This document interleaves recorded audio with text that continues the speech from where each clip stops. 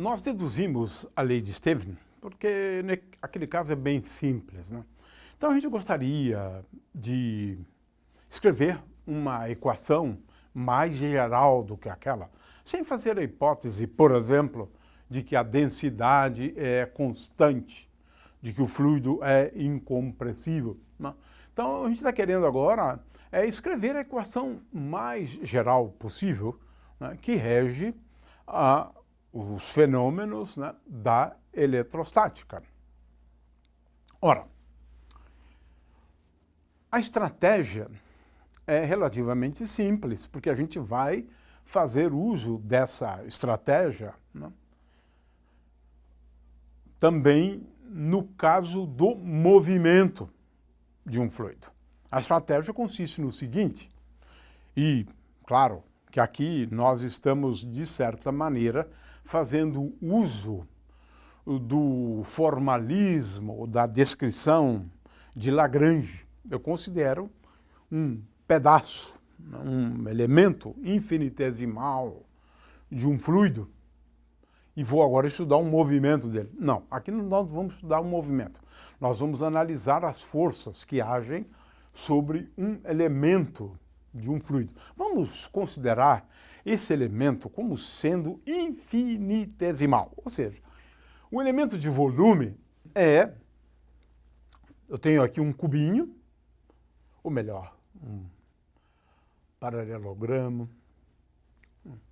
ou um volume, né, de tal forma que o volume é dado pelo produto deste lado, que é dx, só para lembrar que é pequeno, é infinitesimal, né? De forma que o fluido está localizado numa região do espaço compreendida entre os pontos x, né, e x mais dx, né? A mesma coisa com respeito a y e, finalmente, com respeito a z. De forma que eu estou considerando um elemento infinitesimal do fluido, né? E agora eu vou levar em conta as forças agindo sobre esse elemento e vou fazer com que a equação básica envolva basicamente ou fundamentalmente uma equação que reflete a condição do equilíbrio, soma das forças sobre esse elementozinho de volume igual a zero. De que forças nós estamos falando? Ora, a equação, portanto, vai ser, como a força é sobre um elemento infinitesimal, né, dF, nós vamos dividir as forças em duas, né? Em primeiro lugar, temos a força gravitacional, né? Então vamos chamar de dFg. Essa é uma força que certamente, né, a gente tem que levar em conta, porque esse elemento do fluido tem uma força gravitacional agindo sobre ela. E nós já chamamos atenção para essa força, no caso anterior. Ela era bem simples, né? dm vezes g. Aqui também a gente vai escrever algo semelhante, né? Muito bem, mas uma outra força que leva em conta as diferenças de pressão. Então vamos chamar de dF índice P. E basicamente são essas forças, né, que a gente precisa considerar no caso da fluidostática. E é claro que vamos fazer isso igual a zero. A resultante das forças sobre esse elemento tem que ser igual a zero. Se não for, ele se movimenta. Isto, sim, é o que nós estamos chamando de hidrostática, né? Ora, é mais fácil começar escrevendo dFg, né? dFg, devido à gravitação, nós vamos escrever como sendo igual a m, mas esse m é aquele dm lá. Portanto, é dm, né, que é igual a ρ vezes o elemento de volume vezes g. Ou ainda igual a ρ vezes G vezes dx, dy, dz. Então, é o elementozinho de volume, digamos, dv. É fácil escrever. E eu não estou imaginando G constante. Posso, fica mais fácil. Se eu colocar G constante, fica mais fácil ainda. Mas eu não estou, não. Eu vou colocar G como um campo gravitacional qualquer. Não obrigatoriamente um campo gravitacional constante. Sim, esse caso a gente pode analisar como um caso particular. Né? Muito bem, então eu já escrevi a expressão para o DFG. Agora, a expressão para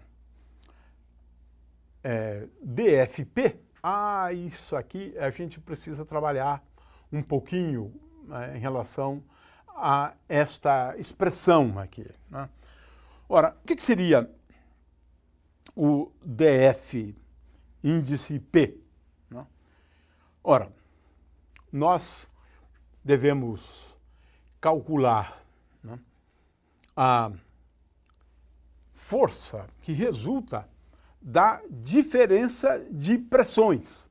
Eu estou imaginando que a pressão, isso aqui é um caso agora geral, não estou falando daquele caso anterior. Pressão é função de x, y e z. Né? É isto. Então agora eu estou imaginando a pressão como função de x, y e z. De forma que DFP eu vou escrever como a pressão, né, no ponto de coordenada x, y e z. E agora vou começar por um caso simples. Eu vou considerar componente x. Então eu vou escrever, né, é claro que isso aqui valeria sempre, né, em qualquer caso, mas eu vou então começar com a componente x, né, porque é mais fácil da gente começar assim.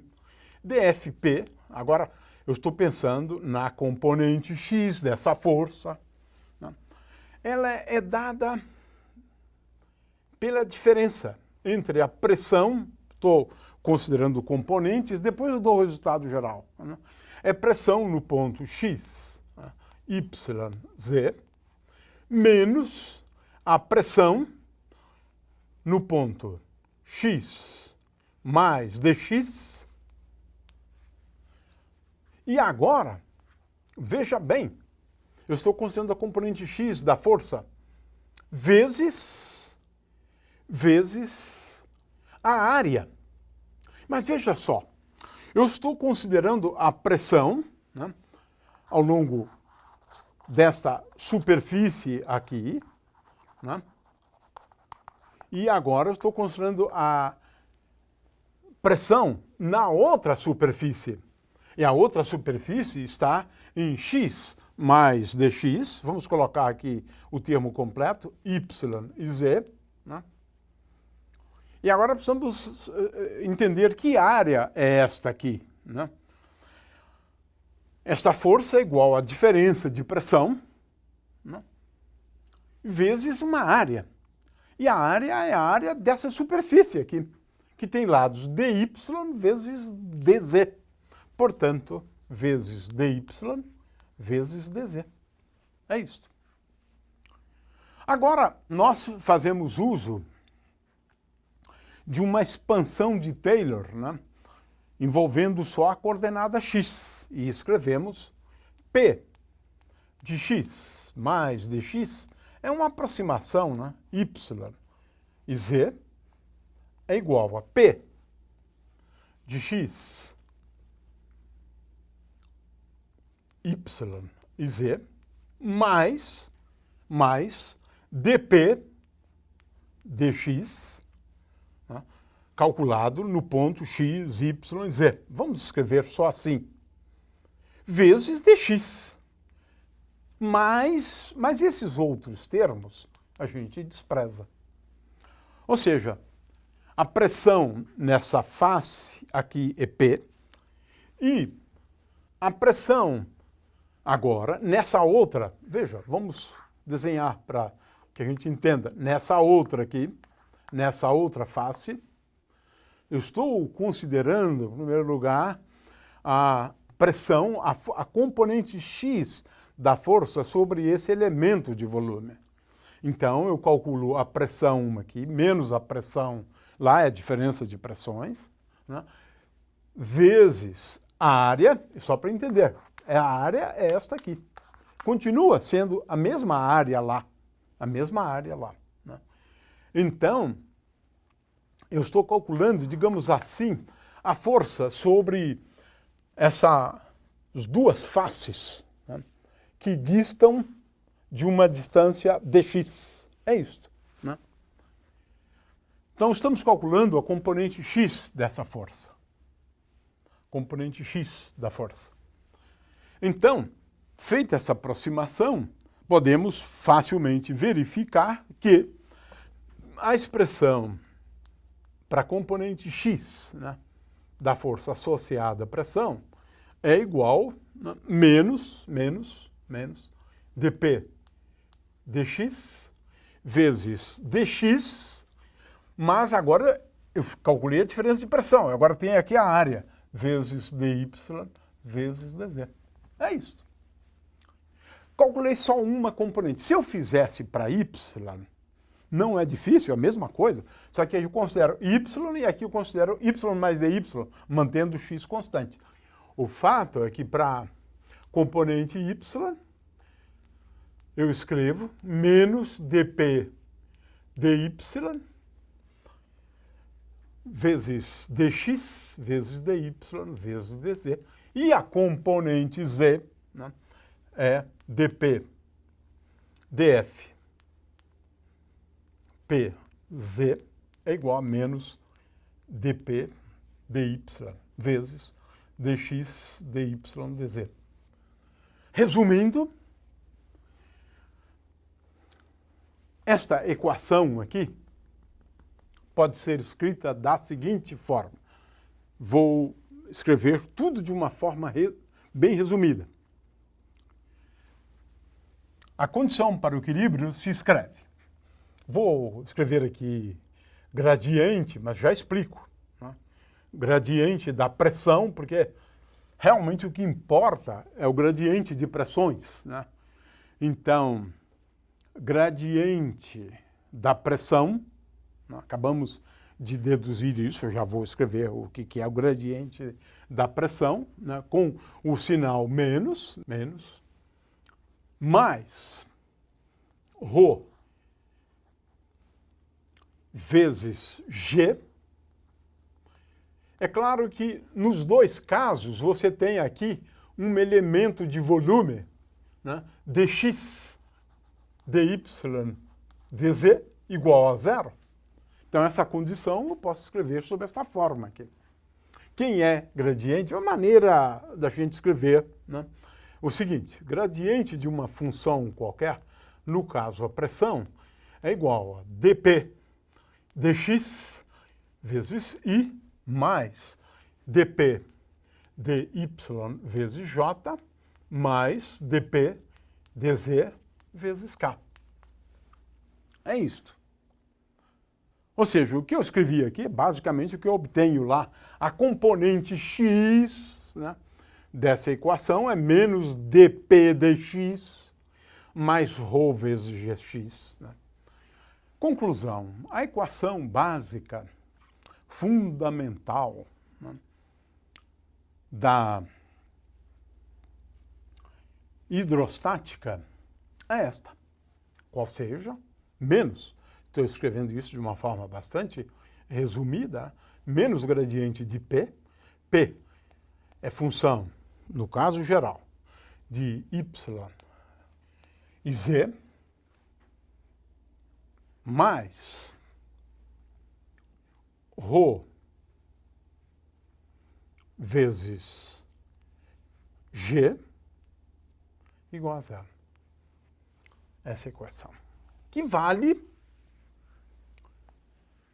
nos casos, inclusive, nos quais ρ depende, eu escrevi isso aqui como sendo bem geral. Agora, em princípio, eu posso ter ρ variando com x, y e z. Aqui está a equação fundamental da hidrostática. Ora, vamos para um caso simples, né? É praticamente repetir o que a gente tinha antes, né? Vamos imaginar que G só dependa da componente Z. Ou seja, eu estou agora olhando um campo gravitacional uniforme, né? E podemos especificar esse eixo aqui como sendo o eixo Z, né? Consequentemente, nós podemos escrever que G é igual a menos, né? Menos, aí depende, eu posso também inverter a orientação, isso não é muito importante, mas como G está para baixo, então G é igual a menos G vezes K. Ora, com isso, a gente agora conclui, a partir dessas equações, que P depende só de Z. Portanto, a equação agora menos dP dz menos, vamos imaginar ρ constante, ρ vezes G, agora eu considerei só a componente Z da equação, é igual a zero. Portanto, dP dz é igual a menos ρ vezes G vezes H, e, consequentemente, integrando nessa equação, eu tenho que P é igual a P0, menos, por conta da escolha, né, que nós fizemos, aliás, menos ρ vezes G. Portanto, P é igual a P0 menos ρ vezes G vezes Z menos Z0, que é a lei de Stevens. Então, deduzi a lei de Stevens a partir dessa equação, mas essa equação aqui é muito mais geral do que a lei de Stevens. A lei de Stevens a gente deduz a partir da hipótese de que G é constante e tem apenas uma direção, a direção ao longo do eixo Z. Portanto, acaba sendo um resultado que a gente tira e que é mais fácil entender do jeito que nós fizemos antes.